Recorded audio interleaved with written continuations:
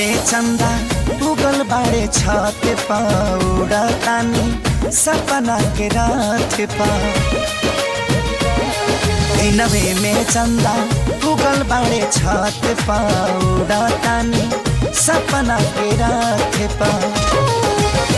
मोहब्बत के पानी ऐसा, मोहब्बत के पानी ऐसन फेंकल सिउ बीछ के ले गइल दिल, ले गइल दिल हमारी ओढ़नी से खींच के, ले गइल दिल हमारी ओढ़नी से खींच के।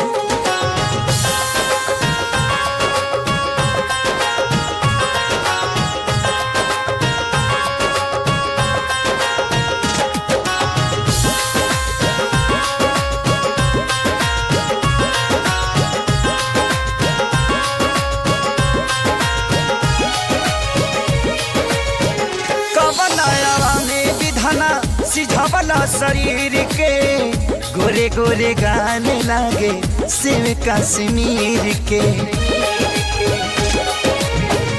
कबई मूर्तिया गढ़ला दिन रहे की रात हो, मिल जाई त मालिक तोहरे चूम लेती हाथ हो। धरती पर भेजले बाड़ा हो,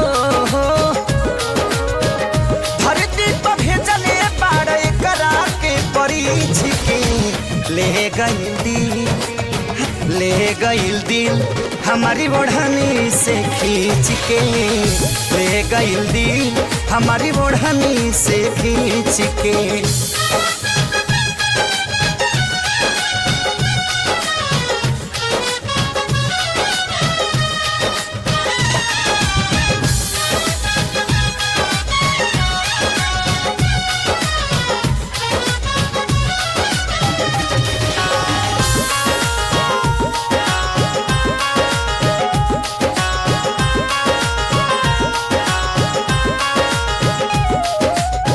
हमारा गोरी देख के ऊ जब से मुस्काई, हिलिया दिमाग वो करे में अझुराई। मन करे करा के देखी बार बार हो, खुल जाई भाग दहिया बन जाई हमारे हो। पानी के पतैया जैसे हो,